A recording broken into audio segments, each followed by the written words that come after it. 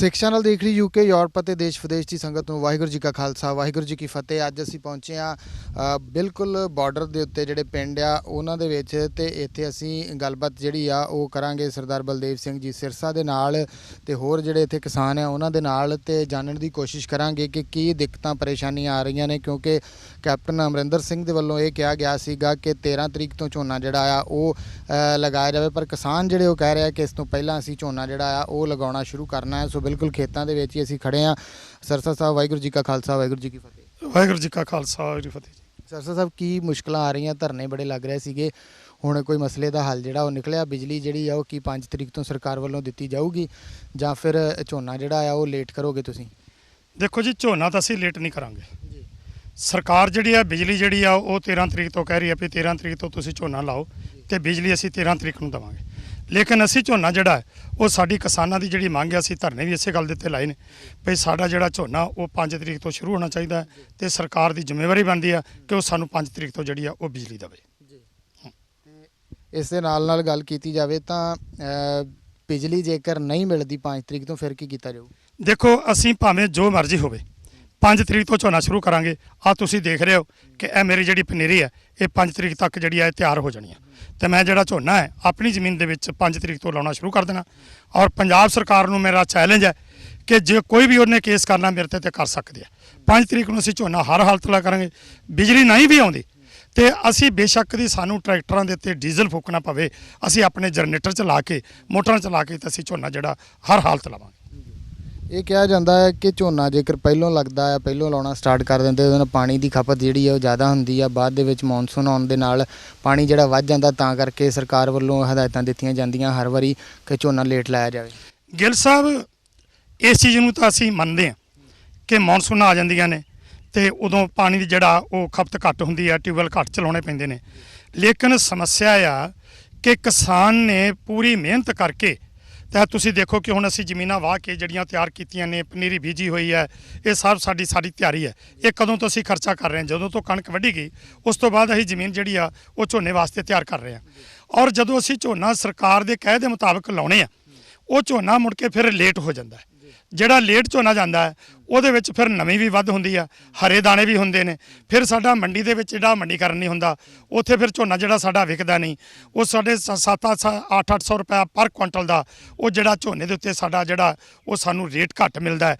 ਇਸ ਕਰਕੇ ਸਾਡੀ ਮਜਬੂਰੀ ਹੈ ਕਿ ਝੋਨਾ ਅਸੀਂ ਪਹਿਲਾਂ ਜਿਹੜਾ ਉਹ ਅਸੀਂ 5 ਤਰੀਕ ਤੋਂ ਸਾਡੀ ਮੰਗ ਹੈ ਕਿ 5 ਤਰੀਕ ਤੋਂ ਸਾਨੂੰ ਸਰਕਾਰ ਜਿਹੜੀ ਆ ਉਹ ਬਿਜਲੀ ਦੇਵੇ ਤੇ ਅਸੀਂ 5 ਤਰੀਕ ਤੋਂ ਜਿਹੜਾ ਝੋਨਾ ਜਿਹੜਾ ਉਹ ਸ਼ੁਰੂ ਕਰਾਂ। ਬਿਲਕੁਲ। ਜਿਹੜੀ ਪਨੀਰੀ ਆ ਕਿੰਨੇ ਦਿਨ ਹੋ ਗਏ ਪਨੀਰੀ ਬੀਜੀ ਨੂੰ? ਅੱਜ ਮੇਰੇ ਹਿਸਾਬ ਨਾਲ 21-22 ਦਿਨ ਹੋ ਗਏ। ਅੱਛਾ, ਤੇ ਕਿੰਨੇ ਦਿਨਾਂ ਤੱਕ ਇਹ ਹੁਣ ਤਿਆਰ ਹੋ ਜਾਏਗੀ ਪੂਰੀ? ਮਤਲਬ ਜਿੱਥੋਂ ਤੱਕ ਕਹਿੰਦੇ 5 ਤਰੀਕ ਤੱਕ ਕਹਿੰਦੇ ਮੈਂ ਤਿਆਰ ਹੋ ਜਾਣੀ ਮੇਰੀ ਜੀ। ਹਾਂ, ਤੇ ਲੇਬਰ ਦੀ ਕੋਈ ਮੁਸ਼ਕਲ ਨਹੀਂ ਆਉਂਦੀ ਫਿਰ ਜਦੋਂ ਇੱਕੋ ਦਮ ਸਾਰੀ ਜਗ੍ਹਾ ਤੇ ਝੋਨਾ ਲੱਗਣਾ ਸ਼ੁਰੂ? ਲੇਬਰ ਜਿਤਨਾ ਖਰਚਾ ਕੀਤਾ ਉਹ ਤਾਂ ਲੇਬਰ ਵੀ ਲੱਭ ਲੈਂਦੇ ਆ, ਪਰ ਮਿਹਨਤ ਕਰਕੇ ਹੀ ਹੈ ਨਾ, ਬੰਦੇ ਲੱਭਣੇ ਪੈਂਦੇ, ਭੱਜ ਨੱਸ ਕਰਨੀ ਪੈਂਦੀ ਹੈ। ਬਾਕੀ ਲੱਗਣਾ ਤਾਂ ਇਸੇ ਤਰੀਕ ਨਾਲ ਹੀ ਆ। ਬਾਕੀ ਮਿਹਨਤ ਜਿੰਨੀ ਕਰਦੇ ਆ, ਮਤਲਬ ਗੋਡੀ ਗੰਦ ਕੱਢਦੇ ਆ, ਖਾਦਾਂ ਪਾਉਂਦੇ ਆ, ਤੇ ਬੰਦੇ ਮਿਹਨਤ ਡਾ ਕੇ ਫਿਰ ਕਰਾਉਣੀ ਪੈਂਦੀ ਹੈ। ਸਰਸਾ ਸਾਹਿਬ, ਕਈ ਵਾਰ ਇਹ ਕਿਹਾ ਜਾਂਦਾ ਕਿ ਜੇਕਰ ਪਹਿਲਾਂ ਝੋਨਾ ਲਾਇਆ ਜਾਊਗਾ ਤਾਂ ਉਹਨੂੰ ਵਾਹ ਦਿੱਤਾ ਜਾਊਗਾ, ਖੇਤੀਬਾੜੀ ਮਹਿਕਮੇ ਨਾਲ ਗੱਲ ਕੀਤੀ ਜਾਵੇ ਤਾਂ ਉਹ ਵੀ ਇਹੀ ਗੱਲ ਕਹਿੰਦਾ ਹੈ ਕਿ ਹੁਣ ਵੀ ਪਿਛਲੇ ਦਿਨੀ ਅਖਬਾਰ ਦੇ ਵਿੱਚ ਵੀ ਆਇਆ ਹੈ ਕਿ ਜਿਹੜੇ ਕਿਸਾਨ ਜਿਹੜੇ ਆ ਉਹ ਦਿੱਤੀ ਤਰੀਕ ਤੋਂ ਪਹਿਲਾਂ ਝੋਨਾ ਲਾਉਣਗੇ ਉਹਨਾਂ ਦੇ ਉੱਤੇ ਜਿਹੜਾ ਮਾਮਲੇ ਆ ਉਹ ਦਰਜ ਕੀਤੇ ਜਾਣਗੇ। ਦੇਖੋ ਗਿੱਲ ਸਾਹਿਬ, ਮੈਂ ਇੱਕ ਗੱਲ ਕਰਨੀ ਚਾਹੁੰਦਾ। ਮੈਂ ਇਸ ਸਰਕਾਰ ਨੂੰ ਤੇ ਖੇਤੀਬਾੜੀ ਵਿਭਾਗ ਨੂੰ ਇਹ ਗੱਲ ਕਹਿਣੀ ਚਾਹੁੰਦਾ ਕਿ ਕਿਸਾਨ ਜਿਹੜਾ ਉਹ ਤਾਂ ਪਾਣੀ ਦੀ ਵਰਤੋਂ ਕਰਦਾ ਹੈ ਦੇਸ਼ ਦੇ ਵਿੱਚ ਅਨਾਜ ਪੈਦਾ ਕਰਨ ਵਾਸਤੇ, ਦੇਸ਼ ਦੇ ਭੁੱਖੇ ਲੋਕਾਂ ਦਾ ਢਿੱਡ ਭਰਨ ਵਾਸਤੇ ਉਹ ਕਿਸਾਨ ਜਿਹੜਾ ਹੈ ਅਨਾਜ ਪੈਦਾ ਕਰਦਾ ਤਾਂ ਪਾਣੀ ਉਹ ਲੱਗਦਾ ਹੈ। ਲੇਕਿਨ ਮੈਂ ਇਹਨਾਂ ਲੋਕਾਂ ਤੋਂ ਇਹ ਪੁੱਛਣਾ ਚਾਹੁੰਦਾ ਕਿ ਸ਼ਹਿਰਾਂ ਦੇ ਵਿੱਚ ਔਰ ਪਿੰਡਾਂ ਦੇ ਵਿੱਚ ਵੀ ਹੁਣ ਅੱਜ ਕੱਲ੍ਹ ਜਿਹੜੀਆਂ ਨੇ ਆਹ ਟੈਂਕੀਆਂ ਲੱਗੀਆਂ, ਤੁਸੀਂ ਆਹ ਸਾਡੇ ਇੱਧਰ ਵੇਖ ਸਕਦੇ ਹੋ ਕਿ ਆਹ ਸਾਡੇ ਪਿੰਡ, ਆਹ 2 ਪਿੰਡ ਸਾਡੇ ਇਕੱਠੇ ਪੈਂਦੇ ਨੇ, ਆਹ ਖਾਨਵਾਲ ਅਤੇ ਸਾਰੰਗ ਦੇ, ਇਹਨਾਂ 2 ਪਿੰਡਾਂ ਦੀਆਂ ਜਿਹੜੀਆਂ ਟੈਂਕੀਆਂ ਨੇ ਇੱਥੇ ਲੱਗੀਆਂ ਨੇ। ਇਹਨਾਂ 2 ਪਿੰਡਾਂ ਦੀਆਂ ਟੈਂਕੀਆਂ ਜਿਹੜੀਆਂ ਨੇ 3-3 4-4 ਘੰਟੇ ਜਿਹੜੀਆਂ ਮੋਟਰਾਂ ਚੱਲਦੀਆਂ ਨੇ। ਸਾਡੇ ਕਿਸੇ ਵੀ ਇੱਥੇ ਜਿਹੜੇ ਵਾਲ ਕਿਤੇ ਨਹੀਂ ਲੱਗਿਆ, ਕਿਤੇ ਵੀ ਟੂਟੀ ਬੰਦ ਕਰਨ ਵਾਸਤੇ ਜਿਹੜਾ ਵਾਲ ਨਹੀਂ ਲੱਗੇ ਹੋਏ, ਇਹ ਖੁੱਲ੍ਹਾ ਪਾਣੀ ਚੱਲਦਾ ਹੈ ਔਰ ਇਹ ਪਾਣੀ ਜਿਹੜਾ ਸਾਡਾ ਛੱਪੜਾਂ 'ਚ ਜਾ ਰਿਹਾ। ਔਰ ਇਸ ਤੋਂ ਵੱਧ ਅੱਗੇ ਇਸ ਤਰ੍ਹਾਂ ਹੈ ਕਿ ਜਿਹੜੀਆਂ ਪਿੰਡਾਂ ਦੇ ਵਿੱਚ ਆਮ ਤੌਰ ਤੇ ਲੋਕਾਂ 'ਚ ਘਰਾਂ ਨੇ ਸਮਰਸੀਬਲ ਲਾਏ ਹੋਏ ਨੇ, ਸ਼ਹਿਰਾਂ ਦੇ ਵਿੱਚ ਲੋਕਾਂ ਨੇ ਸਮਰਸੀਬਲ ਮੋਟਰਾਂ ਲਾਈਆਂ ਨੇ ਜਿਹੜੀਆਂ ਨੇ ਆਪੋ ਆਪਣੀ ਟੈਂਕੀ ਤੇ ਪਾਣੀ ਚੜਾਉਂਦੇ ਨੇ। ਉਹ ਮੋਟਰ ਦਾ ਸੁੱਚ ਨੱਪ ਦਿੰਦੇ ਆ ਸੋ ਮੋਟਰ ਆਨ ਕਰਤੀ ਆ, ਸੋ ਮੋਟਰ ਚੱਲੀ ਜਾ ਰਹੀ ਆ। ਉਹ ਪਾਣੀ ਟੈਂਕੀ ਭਰ ਜਾਂਦੀ ਆ, ਓਵਰਫਲੋ ਹੋ ਕੇ ਪਾਣੀ ਜਿਹੜਾ ਉਹ ਸੜਕਾਂ ਤੇ ਫਿਰਦਾ, ਉਹ ਵਾਹੀਆਂ ਚੱਲਦਾ, ਉਹ ਪਰ ਲਗਾਤਾਰ ਇਹ ਕਿਹਾ ਜਾ ਰਿਹਾ ਹੈ ਕਿ ਰਿਪੋਰਟਾਂ ਵੀ ਕੁਝ ਅਜਿਹੀਆਂ ਸਾਹਮਣੇ ਆ ਰਹੀਆਂ ਨੇ ਕਿ ਜਿਹੜਾ ਪੰਜਾਬ ਆ ਇਹ ਮਾਰੂਥਲ ਬਣ ਜਾਏਗਾ ਜਿਸ ਤਰੀਕੇ ਦੇ ਨਾਲ ਪਾਣੀ ਦੀ ਇੱਥੇ ਵਰਤੋਂ ਜਿਹੜੀ ਆ ਹੋ ਰਹੀ ਆ। ਉਸ ਦੇ ਵਿੱਚ ਤੁਸੀਂ ਕੀ ਸਮਝਦੇ, ਇਕੱਲੇ ਕਿਸਾਨ ਜ਼ਿੰਮੇਵਾਰ ਆ ਜਾਂ ਫਿਰ ਸਾਰੇ ਹੀ ਜ਼ਿੰਮੇਵਾਰ ਹੈਗੇ? ਦੇਖੋ, ਸਭ ਤੋਂ ਪਹਿਲਾਂ ਮੈਂ ਤੁਹਾਨੂੰ ਬੇਨਤੀ ਕਰਾਂ, ਗਿੱਲ ਸਾਹਿਬ, ਇਹਦੇ ਵਿੱਚ ਜਿਹੜੀ ਸਭ ਤੋਂ ਵੱਡੀ ਜ਼ਿੰਮੇਵਾਰੀ ਆ ਉਹ ਸਰਕਾਰ ਦੀ ਆਉਂਦੀ ਆ, ਉਸ ਤੋਂ ਬਾਅਦ ਨਹਿਰੀ ਵਿਭਾਗ ਦੀ ਆਉਂਦੀ ਆ। ਜੇਕਰ ਪੰਜਾਬ ਨੂੰ ਬਚਾਉਣਾ ਹੈ, ਮੈਂ ਲਗਾਤਾਰ 15 ਸਾਲ ਤੋਂ ਨਹਿਰਾਂ ਦੇ ਵਿੱਚ ਪਾਣੀ ਲਿਆਉਣ ਵਾਸਤੇ, ਇਹ ਜਿਹੜੀਆਂ ਸਾਡੀਆਂ ਅੰਮ੍ਰਿਤਸਰ ਜ਼ਿਲ੍ਹੇ ਦੀਆਂ ਜਿਹੜੀਆਂ ਨਹਿਰਾਂ ਨਾ, ਇਹਨਾਂ ਦੇ ਵਿੱਚ ਆਮ ਤੌਰ ਤੇ ਮੈਨੂੰ ਲੋਕ ਮਜ਼ਾਕ ਵੀ ਕਰਦੇ ਸੀ ਵੀ ਸਰਸੇ ਦੀ ਜ਼ਮੀਨ ਨੂੰ ਤਾਂ ਪਾਣੀ ਨਹਿਰ ਦਾ ਲੱਗਦਾ ਹੀ ਨਹੀਂ, ਇਹ ਭਲਾ ਕਿਉਂ ਰੌਲਾ ਪਾਉਂਦਾ। ਪਰ ਮੈਨੂੰ ਪਤਾ ਸੀ, ਮੈਂ ਹਰਿਆਣੇ 'ਚ ਰਹਿ ਕੇ ਆਇਆ, ਮੈਨੂੰ ਪਤਾ ਕਿ ਹਰਿਆਣੇ ਤੇ ਰਾਜਸਥਾਨ ਦੇ ਵਿੱਚ ਜਿਹੜੀ ਕਿਸਾਨਾਂ ਦੀ ਹਾਲਤ ਹੈ, ਉੱਥੇ ਪਾਣੀ ਜਿਹੜਾ ਬਹੁਤ ਥੱਲੇ ਚਲੇ ਗਿਆ, ਤੇ ਇਹੀ ਹਾਲਤ ਸਾਡੀ ਇੱਥੇ ਪੰਜਾਬ ਬਣਦੇ ਆ। ਹੁਣ ਆਪਾਂ ਇੱਥੇ ਆ ਖਾਨਵਾਲ ਪਿੰਡ 'ਚ ਖਲੋਤੇ ਆ, ਮੇਰੀ ਇਹ ਜ਼ਮੀਨ ਹੈ, ਮੈਂ ਸਰਸੇ ਤੋਂ ਆ ਕੇ ਖਰੀਦੀ ਹੈ ਇੱਥੇ ਜਦੋਂ ਗਿੱਲ ਸਾਹਿਬ ਅਸੀਂ ਆਏ 1990 'ਚ, ਤੇ ਪਾਣੀ ਦਾ ਜਿਹੜਾ ਲੈਵਲ ਆ ਉਹ ਕੇਵਲ 8 ਫੁੱਟ ਤੇ ਸੀ। ਹੁਣ ਜਿਹੜਾ ਪਾਣੀ ਦਾ ਲੈਵਲ ਹੈ ਇੱਥੇ 40 ਫੁੱਟ ਹੈ, 40 ਤੋਂ ਵੀ ਉੱਤੇ ਚਲੇ ਗਿਆ। ਇਸ ਵਾਰੀ ਤਾਂ ਸ਼ਾਇਦ ਹੋ ਸਕਦਾ ਕਿ 43-44 ਚਲੇ ਗਿਆ ਹੋਵੇ। ਤੇ ਹਾਲਾਂਕਿ ਸਾਡੇ ਜਿਹੜਾ ਹੈ ਉਹ ਰਾਵੀ ਦਰਿਆ ਜਿਹੜਾ ਇੱਥੋਂ ਸਿਰਫ 2 ਕਿਲੋਮੀਟਰ ਹੈ। ਇੱਥੇ ਸਾਡੇ ਪਾਣੀ ਦੀ ਹਾਲਤ ਇਹ ਹੈ, ਮੈਂ ਕਹਿਣਾ ਚਾਹਾਂਗਾ ਕਿ ਜੇਕਰ ਪੰਜਾਬ ਦੇ ਵਿੱਚ ਇਹ ਕਿਸਾਨਾਂ ਨੂੰ ਜ਼ਿੰਮੇਵਾਰ ਠਹਿਰਾਉਂਦੇ ਨੇ ਕਿ ਕਿਸਾਨ ਜਿਹੜਾ ਹੈ ਇਹ ਝੋਨੇ ਦੀ ਫਸਲ ਖੇਤੀ ਕਰਦਾ ਹੈ, ਤੇ ਝੋਨੇ ਦੀ ਜਿਹੜੀ ਆ ਇਹ ਪਾਣੀ ਦੀ ਲਾਗਤ ਵੱਧ ਹੈ, ਤੇ ਮੋਟਰਾਂ ਚਲਾਉਂਦਾ ਹੈ, ਇਹ ਪਾਣੀ ਵੱਧ ਕੱਢਦਾ ਹੈ, ਤੇ ਕਿਸਾਨ ਜ਼ਿੰਮੇਵਾਰ ਹੈ। ਇਸ ਤੋਂ ਸਭ ਤੋਂ ਵੱਧ ਜਿਹੜੀ ਜ਼ਿੰਮੇਵਾਰੀ ਆ ਉਹ ਨਹਿਰੀ ਵਿਭਾਗ ਦੀ ਆ, ਪੰਜਾਬ ਸਰਕਾਰ ਦੀ ਆ, ਜਿਹੜੀ ਕਿ ਨਹਿਰਾਂ, ਪੰਜਾਬ ਦੀਆਂ ਨਹਿਰਾਂ ਸਭ ਬੰਦ ਪਈਆਂ ਨੇ। ਔਰ ਮੈਂ ਹੁਣ ਵੀ ਦਸੰਬਰ ਦੇ ਵਿੱਚ ਜਿਹੜਾ ਸੀ, ਮੈਂ ਮੰਗ ਪੱਤਰ ਜਿਹੜਾ ਹੈ ਉਹ ਚੀਫ ਇੰਜੀਨੀਅਰ ਜੋ ਕਿ ਸਾਡਾ ਇੱਥੋਂ ਦਾ ਨਹਿਰੀ ਵਿਭਾਗ ਦਾ ਹੈ, ਮੈਂ ਉਹਨੂੰ ਦੇ ਚੁੱਕਾ ਕਿ ਸਾਡੀਆਂ ਜਿਹੜੀਆਂ ਇਸ ਵਾਰੀ ਨਹਿਰਾਂ ਜਿਹੜੀਆਂ ਨੇ ਉਹ ਚੱਲਣੀਆਂ ਚਾਹੀਦੀਆਂ। ਸੋ ਜੇ ਨਹਿਰਾਂ ਦਾ ਪਾਣੀ ਆਵੇ, ਸਮੇਂ ਸਿਰ ਪਾਣੀ ਆਵੇ, ਨਹਿਰਾਂ ਦਾ ਪੂਰਾ ਜਿੰਨਾ ਪਾਣੀ ਹੈ, ਇਹ ਨਹਿਰਾਂ ਦਾ ਪਾਣੀ ਸਾਨੂੰ ਦਿੱਤਾ ਜਾਵੇ ਕਿਸਾਨਾਂ ਨੂੰ।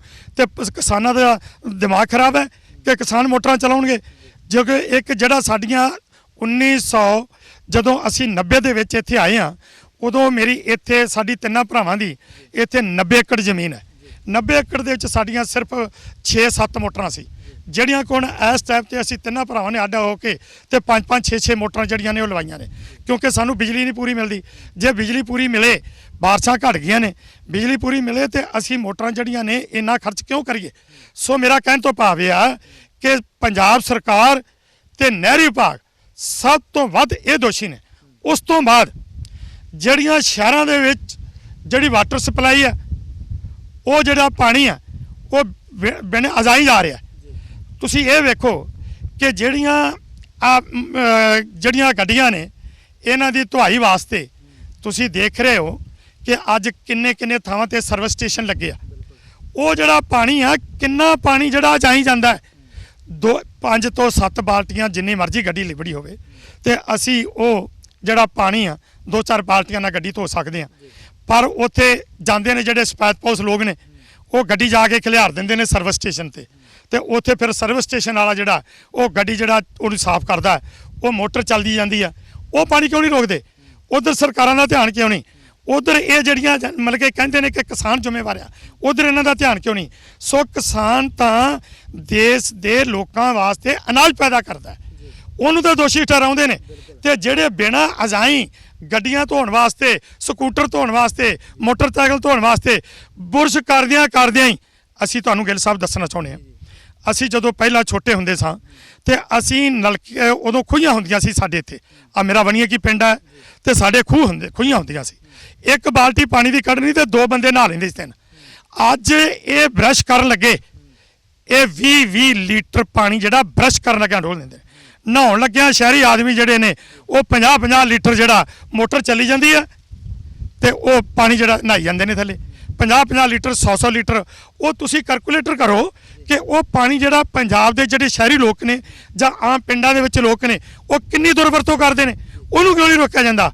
ਕਿਸਾਨ ਨੂੰ ਕਿਉਂ ਦੋਸ਼ੀ ਜਿਹੜਾ ਠਹਿਰਾਇਆ ਜਾ ਰਿਹਾ? ਭਾਜੀ ਤੁਸੀਂ ਕੀ ਕਹਿਣਾ ਚਾਹੋਗੇ ਝੋਨੇ ਨੂੰ ਲੈ ਕੇ? ਕੀ ਸਮੱਸਿਆ ਜਿਹੜੀ ਆ ਹੁਣ ਆ ਰਹੀ ਆ ਕਿ ਝੋਨਾ ਕਿੰਨੀ ਤਰੀਕ ਤੋਂ, ਲਾਈਟ ਜਿਹੜੀ ਹੁਣ ਕਿੰਨਾ ਚਿਰ ਆਉਂਦੀ ਆ? ਹੁਣ ਮਤਲਬ 4 ਘੰਟੇ ਆਉਣ ਡਈ ਜੀ। ਅੱਛਾ ਜੀ। ਤੇ ਅਸੀਂ ਕਹਿੰਦੇ ਆ ਵੀ 5 ਤਰੀਕ ਤੋਂ ਲਾਈਟ ਚਾਲੂ ਹੋ ਜੇ ਜੀ। ਤੇ ਜੋ ਝੋਨਾ 5 ਤਰੀਕ ਨੂੰ ਚਾਲੂ ਹੋ ਜੇ ਤੋ ਕੈਪਟਨ ਸਾਹਿਬ ਕਹਿ ਰਹੇ ਕਿ 13 ਤਰੀਕ ਨੂੰ ਲਾਈਟ ਦੇਵਾਂਗੇ। ਅੱਗੇ ਜਾ ਕੇ ਕੀ ਮੁਸ਼ਕਲ ਆਉਂਦੀ ਝੋਨਾ ਜੇ ਟਾਈਮ ਸਿਰ ਤੁਸੀਂ ਨਹੀਂ ਲਾਉਂਦੇ ਜਾਂ 20 ਤਰੀਕ ਨੂੰ ਲਾਉਂਦੇ ਜਾਂ 20 ਤੋਂ ਬਾਅਦ ਜਾਂ 13 ਤੋਂ ਬਾਅਦ ਚਲਾਉਂਦੇ ਆ ਤੇ? और 20-25 ਤਰੀਕ ਕੋ ਬਾਅਦ में ਲੇਟ ਲਾਂਗੇ ਝੋਨਾ ਤੇ ਉਹਦੇ ਚ ਪਾਣੀ ਮਤਲਬ ਜੋ ਉਹਦਾ ਝੋਨੇ ਦਾ ਬੀਜ ਆ ਉਹ ਤੋਂ ਆਉਂਦਾ ਫਲ ਆਉਂਦਾ ਉਹ ਚ ਹਰੇ ਦਾਣੇ की ਕਮੀ ਆਏਗੀ, ਹਰਾ ਦਾਣਾ ਆਏਗਾ ਔਰ ਜੋ ਕਿਸਾਨ ਨੂੰ ਰੇਟ ਘੱਟ ਮਿਲੂਗਾ। ਬਿਲਕੁਲ ਨਮੀ ਜਿਹੜੀ ਆ ਉਹ ਜਦੋਂ ਝੋਨੇ ਦੇ ਵਿੱਚ ਰਹਿੰਦੀ ਆ ਤਾਂ ਉਸ ਦੇ ਨਾਲ ਰੇਟ ਜਿਹੜਾ ਆ ਉਸ ਦਾ ਜ਼ਰੂਰ ਜਿਹੜਾ ਫਰਕ ਆ ਉਹ ਪੈ ਜਾਂਦਾ ਆ। ਸਰਸਾ ਸਾਹਿਬ ਅੱਜ ਕੱਲ ਬੱਚਿਆਂ ਦੀ ਗੱਲ ਕੀਤੀ ਜਾਵੇ ਤਾਂ ਬੱਚੇ ਵੀ, ਮੈਂ ਇੱਥੇ ਤੁਹਾਡੇ ਪਿੰਡ ਹੀ ਆਇਆ ਸੀ, ਗੱਲ ਕਰ ਰਹੇ ਸੀਗੇ ਹੁਣ ਕਿ ਬੱਚੇ ਜਿਹੜੇ ਆ ਕਿਸਾਨਾਂ ਦੇ ਬੱਚੇ ਉਹ ਵੀ ਖੇਤੀ ਨਹੀਂ ਕਰਨੀ ਚਾਹੁੰਦੇ।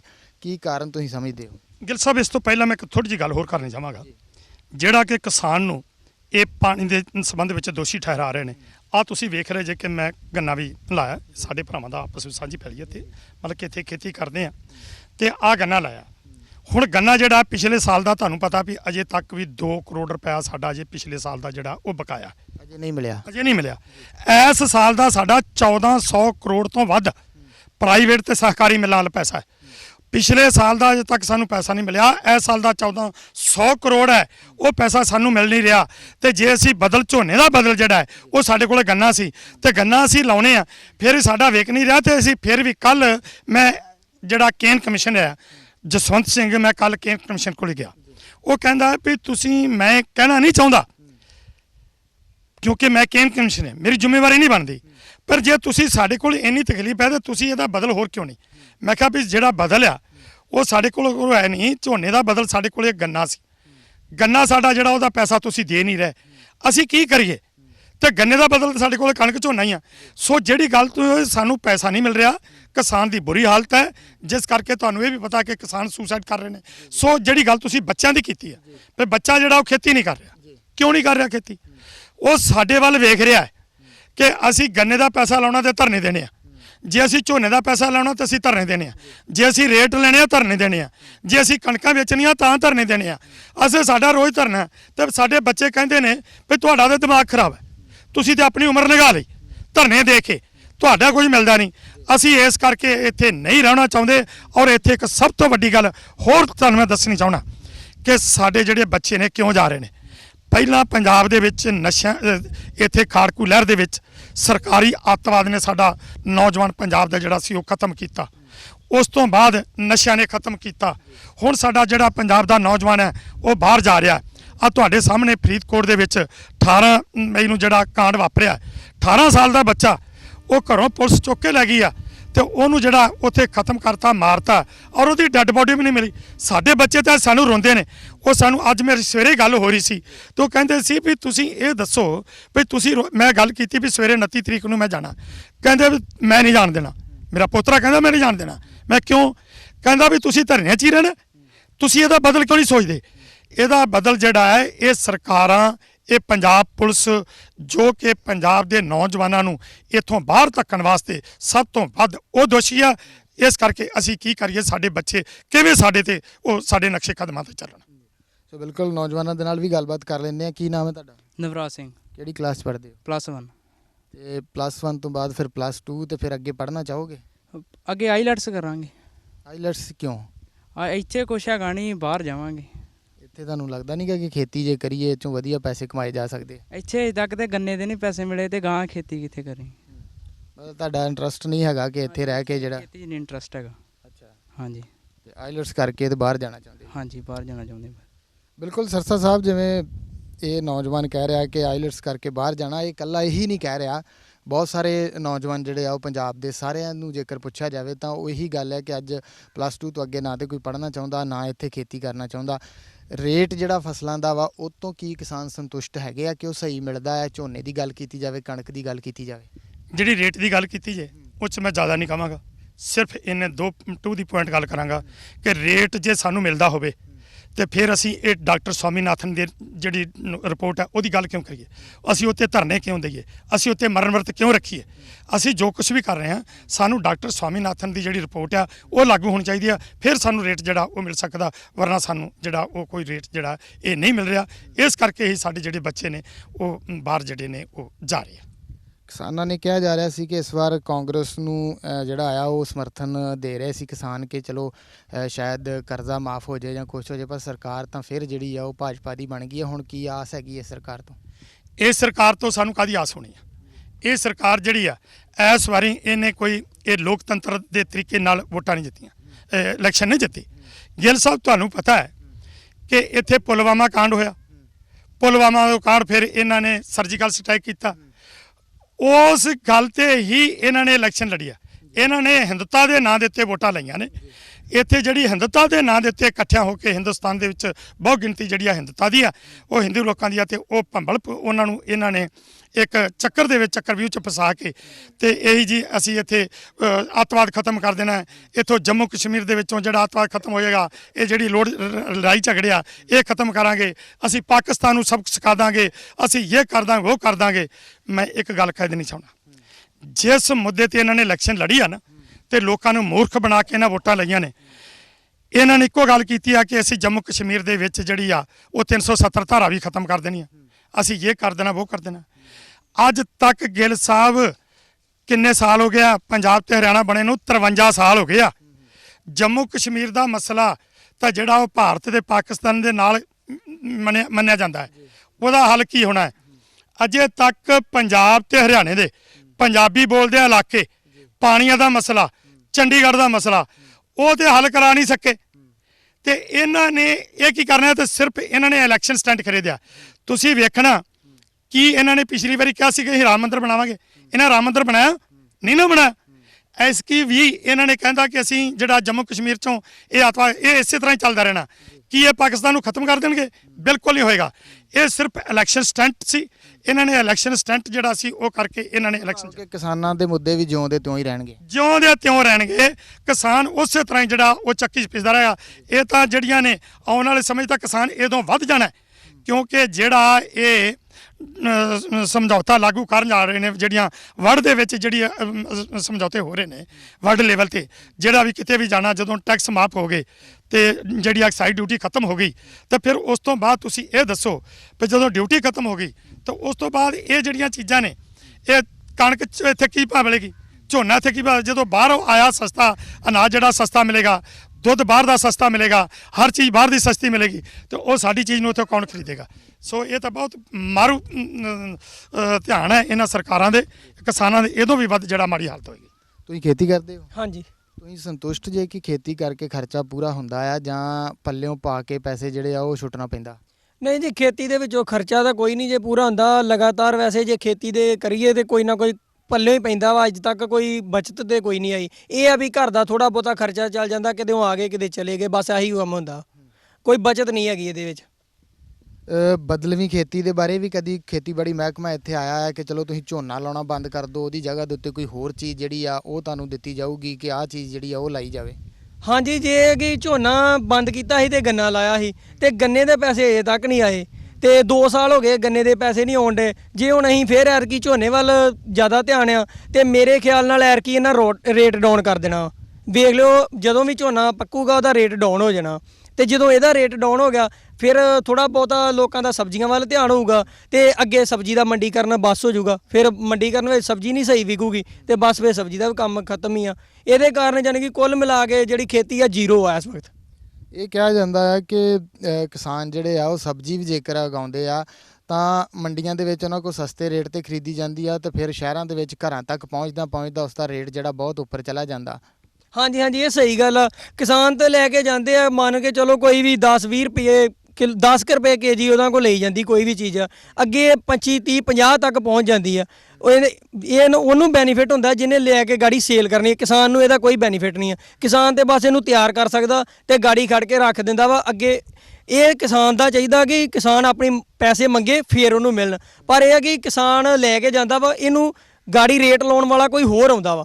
ਇਹ ਸਾਡੀ ਚੀਜ਼ ਆ, ਸਾਡੇ ਹਿਸਾਬ ਨਾਲ ਰੇਟ ਲੱਗਣਾ ਚਾਹੀਦਾ, ਯਾਨੀ ਕਿ ਇਹਦਾ ਸਾਨੂੰ ਵੇਖਣਾ ਚਾਹੀਦਾ ਵੀ ਅਸੀਂ ਕਿੰਨੇ ਰੇਟ 'ਚ ਦੇਣੀ ਆ। ਇਹ ਨਹੀਂ ਹੋਣਾ ਚਾਹੀਦਾ ਕਿ ਕਿੰਨੇ ਰੇਟ 'ਚ ਖਰੀਦਣੀ ਆ ਕਿਸੇ ਨੇ, ਉਹ ਰੇਟ ਲਾਉਣ ਵਾਲਾ ਕੰਮ ਨਹੀਂ ਚਾਹੀਦਾ। ਇਹਦੇ ਉੱਤੇ ਇਹ ਨਹੀਂ ਦੇਖਿਆ ਜਾਂਦਾ ਕਿ ਖਰਚਾ ਕਿੰਨਾ ਲੱਗਾ, ਇਹਨੂੰ ਘੱਟ ਤੋਂ ਘੱਟ ਰੇਟ ਦੇ ਉੱਤੇ ਖਰੀਦਣ ਦੀ ਕੋਸ਼ਿਸ਼ ਕੀਤੀ ਜਾਂਦੀ। ਹਾਂਜੀ ਹਾਂਜੀ, ਖਰਚਾ ਬਹੁਤ ਜ਼ਿਆਦਾ ਆ ਜਾਂਦਾ ਤੇ ਰੇਟ ਦਾ ਬਹੁਤ ਘੱਟ ਮਿਲਦਾ। ਇਹ ਗੱਲ ਆ ਕਿ ਯਾਨੀ ਕਿ ਅੱਜ ਕੱਲ੍ਹ ਸਪਰੇਆਂ ਦਾ ਬਹੁਤ ਰੇਟ ਆ, ਦਵਾਈ ਖਾਦ ਕੋਈ ਵੀ ਚੀਜ਼ ਆਪਾਂ ਲੈ ਜਾਂਦੇ ਬਾਜ਼ਾਰ ਚੋਂ ਤੇ ਉਹ ਬਹੁਤ ਜ਼ਿਆਦਾ ਰੇਟ ਤੇ ਮਿਲਦੀ ਆ। ਹੁਣ ਡੀਏਪੀ ਖਾਦ ਹੀ ਲਾ ਲਓ, ਪਹਿਲਾਂ 6-700 ਰੁਪਏ ਦਾ ਤੋੜਾ ਆਉਂਦਾ ਹੈ 50 ਕਿਲੋ ਦਾ, ਹੁਣ ਉਹੀ ਤੋੜਾ 12-1300 ਰੁਪਏ ਦਾ ਆਉਣ ਡਿਆ। ਤੇ ਵੇਖੋ ਕਿੱਧਰ ਨੂੰ ਜਾ ਰਿਹਾ ਗਾੜੀ। ਕੋਈ ਵੀ ਦਵਾਈ ਉਹਦਾ ਡਬਲ ਤੋਂ ਡਬਲ ਰੇਟ ਹੋ ਗਿਆ ਵਾ। ਦਵਾਈਆਂ ਲੈਣੀਆਂ ਬਹੁਤ ਔਖੀਆਂ ਵਾ ਗਾੜੀ। ਫਸਲ ਕੋਈ ਵੀ ਆ ਸਪਰੇਅ ਤੋਂ ਬਗੈਰ ਹੋ ਨਹੀਂ ਰਹੀ। ਜੇ ਕਹੀਏ ਕਿ ਸਪਰੇਅ ਤੋਂ ਬਗੈਰ ਹੋਊਗੀ, ਉਹ ਗੱਲ ਹੈ ਨਹੀਂ। ਸਪਰੇਅ ਤਾਂ ਕਰਨੀ ਪੈਣੀ ਆ, ਦਵਾਈ ਖਾਦ ਕੋਈ ਵੀ ਚੀਜ਼ ਆ ਪਾਉਣੀ ਪੈਣੀ ਆ, ਪਰ ਉਹਦੇ ਮੁਤਾਬਕ ਸਾਨੂੰ ਰੇਟ ਨਹੀਂ ਮਿਲਦਾ। ਇਸ ਕਰਕੇ ਮਨ ਜਿਹੜਾ ਇਹਦੇ ਤੋਂ ਖੇਤੀ ਤੋਂ ਚੁੱਕਿਆ ਜਾਂਦਿਆ। ਬਿਲਕੁਲ ਕਿਸਾਨ ਮਤਲਬ ਸੰਤੁਸ਼ਟ ਜਿਹੜੇ ਆ ਉਹ ਨਹੀਂ ਹੈਗੇ ਖੇਤੀ ਤੋਂ। ਗੰਨੇ ਦੀ ਗੱਲ ਕੀਤੀ ਜਾਵੇ, ਗੰਨਾ ਕਹਿੰਦੇ ਪਹਿਲਾਂ ਬਹੁਤ ਲਾਇਆ ਜਾਂਦਾ ਸੀ, ਇਸ ਵਾਰ ਗੰਨਾ ਜਿਹੜਾ ਉਸਦਾ ਰੇਟ ਵੀ ਨਹੀਂ ਮਿਲਿਆ, ਪਿਛਲੇ ਪੈਸੇ ਵੀ ਮਿਲੇ, ਗੰਨਾ ਵੀ ਪੁੱਟ ਦਿੱਤਾ ਗਿਆ ਕਿ ਬਹੁਤ ਗੰਨਾ ਸਾਡਾ 34-35 ਕਿੱਲੇ ਸੀ ਗੰਨਾ, ਸਿਰਫ ਇਹੀ ਜੋ ਰੱਖਿਆ ਆ। ਇਹ ਗੰਨਾ ਜਿਹੜਾ ਕਿੱਲਾ ਗੰਨਾ ਰੱਖਿਆ ਸਿਰਫ ਆਪਣੇ ਘਰ ਵਾਸਤੇ, ਬਾਕੀ ਸਾਰੇ ਵਾਤਾ। ਕਿਉਂਕਿ ਸਾਨੂੰ ਗੰਨੇ ਦਾ ਪਿੱਛੋਂ ਕੋਈ ਹੈ ਹੀ ਨਹੀਂ, ਬੈਨੀਫਿਟ ਨਹੀਂ ਹੈ, ਉਹ ਮਿਲ ਨਹੀਂ ਰਿਹਾ। ਤੇ ਅਸੀਂ ਲਾਉਣਾ ਕਾਹਦੇ ਲਈ? ਖਪਾਈ ਵੀ ਜ਼ਿਆਦਾ, ਕੰਮ ਵੀ ਸਾਰੀ, ਮਿਹਨਤ ਡਬਲ ਆ, ਤੇ ਕੁਛ ਮਿਲਦਾ ਨਹੀਂ, ਤੇ ਉਹਦੇ ਲਾਉਣ ਦਾ ਫਾਇਦਾ ਕੀ? ਹੁਣ ਝੋਨੇ ਦੀ ਗੱਲ ਕਰਨ ਦੇ, ਝੋਨੇ ਦਾ ਇਹ ਕਹਿੰਦੇ ਵੀ 5 ਤਰੀਕ ਨੂੰ ਚਾਲੂ ਹੋਣਾ ਚਾਹੀਦਾ, ਤੇ ਹੋਣਾ ਇਹ 5 ਤਰੀਕ ਨੂੰ ਆ। ਜਿੱਥੇ ਵੀ ਇਹਨਾਂ ਨੇ ਕਰਨਾ ਇਹ 20-25 ਨੂੰ ਚਾਲੂ ਹੋਣਾ ਨਹੀਂ, ਕਿਉਂਕਿ ਸਾਡਾ ਜਿਹੜਾ ਝੋਨੇ ਦਾ ਇਹ ਸਾਨੂੰ ਬੈਨੀਫਿਟ ਤਾਂ ਦਾ ਵੀ ਜੇ ਸਾਡਾ 5 ਤਰੀਕ ਝੋਨਾ ਲੱਗੇ ਚਾਲੂ, ਤੇ ਕਿਉਂਕਿ ਸਾਨੂੰ ਗਾੜੀਆਂ ਪਕਾ ਕੇ ਫਿਰ ਸਾਡਾ ਰੇਟ ਵੱਧ ਲੱਗੇਗਾ। ਫਿਰ ਨਵੀਂ ਰਹਿੰਦੀ ਵਿੱਚ। ਹਾਂਜੀ, ਉਹ ਗਿੱਲਾ ਰਹਿੰਦਾ, ਮੁੜ ਕੇ ਗਾਂ ਰੇਟ ਨਹੀਂ, ਵਪਾਰੀ ਰੇਟ ਨਹੀਂ ਭਰਦੇ। ਉਹ ਫਿਰ ਤੁਹਾਨੂੰ ਪਤਾ ਇਸ ਕਰਕੇ ਉਹ 5 ਤਰੀਕ ਝੋਨਾ ਚਾਲੂ ਚਾਹੀਦਾ। ਗੰਨਾ ਜਿਹੜਾ ਤੁਸੀਂ ਵੀ ਗੰਨਾ ਲਾਇਆ ਐਰਕੀ ਕਿ ਨਹੀਂ? ਹਾਂਜੀ ਲਾਇਆ। ਕਿੰਨਾ ਕਿ ਥਾਂ ਲਾਇਆ ਜੀ? ਗੰਨਾ ਪਹਿਲੇ 4 ਕਿੱਲੇ ਸੀ, ਐਤਕੀ 1.5 ਕਿੱਲਾ ਲਾਇਆ। ਹਾਂ। ਪਹਿਲੇ ਪੈਸੇ ਮਿਲੇ ਕਿ ਨਹੀਂ? ਨਹੀਂ ਪੈਸੇ ਨਹੀਂ ਮਿਲੇ। ਕੀ ਕਹਿੰਦੇ, ਕੀ ਪੈਸੇ ਕਿਉਂ ਨਹੀਂ ਦਿੰਦੇ? ਪੈਸੇ ਅਜੇ ਮਤਲਬ ਨਾ ਪਹਿਲਾਂ ਕੁਛ ਪੈਸੇ ਦਿੱਤੇ ਆ, ਤੇ ਜੋ ਬਕਾਇਆ ਬਚ ਰਿਹਾ ਉਹਦਾ ਕੋਈ ਤਰੀਕ ਨਹੀਂ ਦੇ ਰਹੇ। ਔਰ ਕਦੋਂ ਪੈਸੇ ਦੇਣਗੇ ਕਦੋਂ ਨਹੀਂ। ਉਹ ਪਿਛਲੇ ਸਾਲ ਵਾਲੇ ਵੀ ਨਹੀਂ ਦੇਣ ਡੇ ਵੀ ਕਦੋਂ ਪੈਸੇ ਦੇਣੇ ਆ ਕਦੋਂ ਨਹੀਂ ਦੇਣਾ। ਉਹ ਪਿਛਲੇ ਸਾਲ ਵਾਲੇ ਰਹਿ ਰਿਹਾ, ਐਤਕੀ ਦੇ ਵੀ ਰਹਿ ਰਹੇ। ਹੁਣ ਪਤਾ ਨਹੀਂ ਮਿਲਣਗੇ ਕਿ ਨਾ ਮਿਲਣਗੇ, ਕਦੋਂ ਮਿਲਣਗੇ। ਬਿਲਕੁਲ ਇਹ ਤੇ ਗੱਲ ਹੈ ਕਿ ਗੰਨੇ ਦੇ ਜਿਹੜੇ ਪੈਸੇ ਆ ਉਹ ਵੀ ਅਜੇ ਤੱਕ ਜਿਹੜੇ ਆ ਉਹ ਨਹੀਂ ਮਿਲੇ। ਸਰਸਾ ਸਾਹਿਬ, ਅੰਤ ਦੇ ਉੱਤੇ ਤੁਹਾਡੇ ਤੋਂ ਪੁੱਛਣਾ ਚਾਹੂੰਗਾ ਕਿ ਜਿਵੇਂ ਗੱਲ ਕੀਤੀ ਗਈ ਆ ਝੋਨੇ ਦੇ ਵਿੱਚ ਨਮੀ ਰਹਿੰਦੀ, ਮੌਸਮ ਚੇਂਜ ਹੋ ਜਾਂਦਾ, ਫਿਰ ਅੱਗੇ ਜਾ ਕੇ ਤਾਂ ਨਮੀ ਜਿਹੜੀ ਆ ਉਹ ਰਹਿ ਜਾਂਦੀ ਆ ਕਿ ਕੀ ਪ੍ਰੋਬਲਮ ਹੁੰਦੀ ਹੈ? ਇਸ ਤਰ੍ਹਾਂ ਜੀ, ਜਦੋਂ ਝੋਨਾ ਸੀ ਇਹ ਲੇਟ ਲਾਉਣਾ ਨਾ, ਜਿਹੜਾ ਇਹ ਸਰਕਾਰ ਦੇ ਮੁਤਾਬਕ ਇਹ ਝੋਨਾ ਲੇਟ ਪੱਕਣਾ, ਤੇ ਉਸ ਟਾਈਮ ਤੇ ਠੰਡ ਦਾ ਮੌਸਮ ਹੁੰਦਾ, ਮੌਸਮ ਚੇਂਜ ਹੋ ਜਾਂਦਾ। ਸਰਕਾਰ ਨੂੰ ਨਹੀਂ ਇਹ ਗੱਲ ਪਤਾ, ਉਹ ਕਿਉਂ ਕਹਿੰਦੇ ਫਿਰ 20 ਨੂੰ ਲਾਓ? ਸਰਕਾਰ ਤਾਂ ਸਿਰਫ ਆਪਣਾ ਵੇਖਣਾ ਹੈ ਨਾ। ਸਰਕਾਰ ਨੂੰ ਕਿਸਾਨਾਂ ਨਾਲ ਤਾਂ ਮਤਲਬ ਹੀ ਨਹੀਂ। ਜੇ ਕਿਸਾਨਾਂ ਨਾਲ ਮਤਲਬ ਹੁੰਦਾ ਤੇ ਅੱਜ ਆ ਖਪਤਕਾਰਾਂ ਨਾਲ ਦੇਖਦੇ ਲੋਕਾਂ ਨਾਲ ਜੇ ਇਹ ਹਮਦਰਦੀ ਹੁੰਦੀ ਸਰਕਾਰਾਂ ਦੀ, ਕੋਈ ਵੀ ਪਾਰਟੀ ਆ ਜਾਏ, ਕਾਂਗਰਸ ਆ ਜਾਏ, ਬੀਜੇਪੀ ਆ ਜਾਏ, ਜਾਂ ਕੋਈ ਹੋਰ ਆਵੇ, ਇੱਥੇ ਅਕਾਲੀ ਵੀ ਰਹਿ ਗਏ ਨੇ, ਇਹ ਸਭ ਜਿਹੜੇ ਨੇ ਸਿਰਫ ਆਪਣੇ ਵਾਸਤੇ ਸੋਚਦੇ ਆ, ਕਿਸਾਨਾਂ ਵਾਸਤੇ ਜਾਂ ਦੇਸ਼ ਦੀ ਜਨਤਾ ਵਾਸਤੇ ਨਹੀਂ। ਹੁਣ ਤੁਸੀਂ ਜੇ ਮੋਦੀ ਦੀ ਗੱਲ ਕਰੋ, ਮੋਦੀ ਨੇ ਤੇ ਪਿਛਲਾ ਜੋ ਕਣਕ ਦਾ ਰੇਟ ਸੀ 4 ਰੁਪਏ ਤੇ ਕੁਝ ਪੈਸੇ ਉਹਦੇ ਚੋਂ ਵੀ ਜਿਹੜੇ ਸੀ ਕੱਟ ਲਏ ਇਹਨਾਂ ਨੇ ਪਰ ਕੁਆਂਟਲ ਦੇ।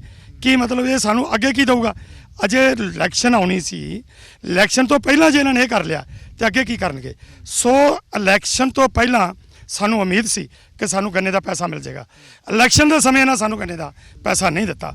ਅਸੀਂ ਹੁਣ ਕੀ ਆਸ ਰੱਖਾਂਗੇ ਕਿ ਸਾਨੂੰ ਅਗਲਾ ਜਿਹੜਾ ਗੰਨੇ ਦਾ ਪੈਸਾ ਮਿਲ ਜਾਏਗਾ? ਸੋ ਸਾਨੂੰ ਇਹ ਜਿਹੜੀਆਂ ਸਰਕਾਰਾਂ ਕੋਈ ਵੀ ਆਵੇ, ਇਹ ਸਾਨੂੰ ਇਹਨਾਂ ਤੋਂ ਕਿਸੇ ਤੋਂ ਵੀ ਆਸ ਨਹੀਂ ਹੈਗੀ।